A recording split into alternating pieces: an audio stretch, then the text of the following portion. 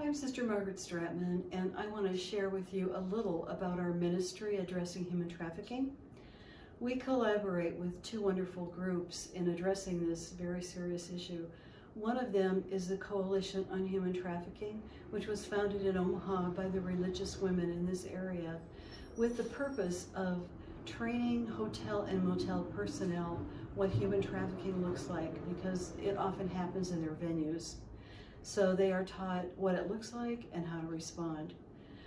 The first 7 years that this coalition was in existence, I served as the secretary, but also another Servite sister and I served as a team, a training team for personnel. Another group that we collaborate with is the national organization. It's the U.S. Catholic Sisters Against Human Trafficking. They have excellent educational resources, which you can access on their website if you're interested, but they also provide opportunities for action against human trafficking. So our compassion, our charism of compassion calls us to address this issue, but your generous donations also enable us to do that, and we thank you.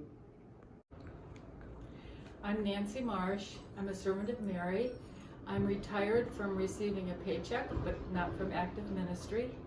One of the things I'm involved in is witnessing on behalf of immigrants.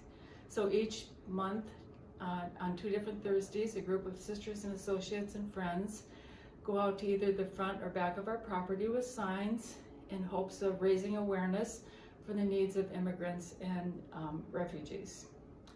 One of our signs says, "Forced like Jesus to flee," and that reminds me of an incident in the Holy Family's life of Jesus, Mary, and Joseph when they had to flee from life-threatening situations, and I wonder what kind of help they received along the way. At 81, there's lots of things I can't do physically, but I hope I will never stop doing what I can to change the life of someone for the better. When we're out on the street, we get lots of different kinds of responses. Some are happy honks, thumbs up, and yes, we receive negative responses also. But what I hope is that we'll touch somebody's awareness so that they can look at an immigrant or an asylum seeker as a brother or sister and made in the image of God, who has the same needs and wants that we do. I'm grateful for all the blessings I received in my life through the generosity of others. I have the joy of having received many things, and I want to be able to continue extending that joy by giving in service what I can to others. And I just thank you from my heart for helping us continue our ministry. Hi, my name is Sister Linda, and part of my active ministry is being a member of the Servants of Mary Ecology Committee.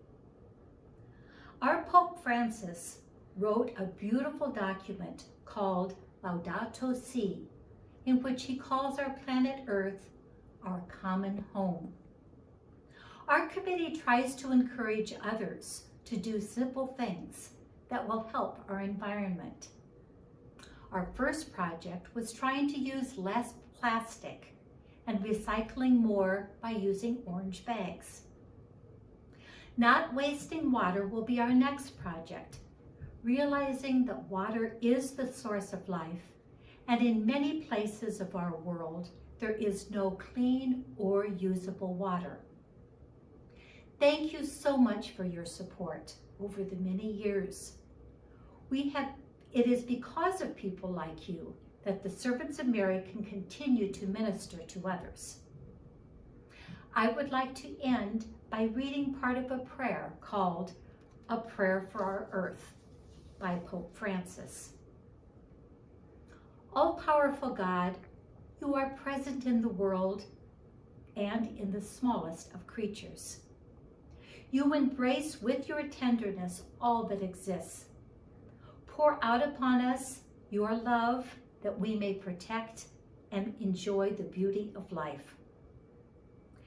Fill us with peace that we may live as brothers and sisters, harming no one.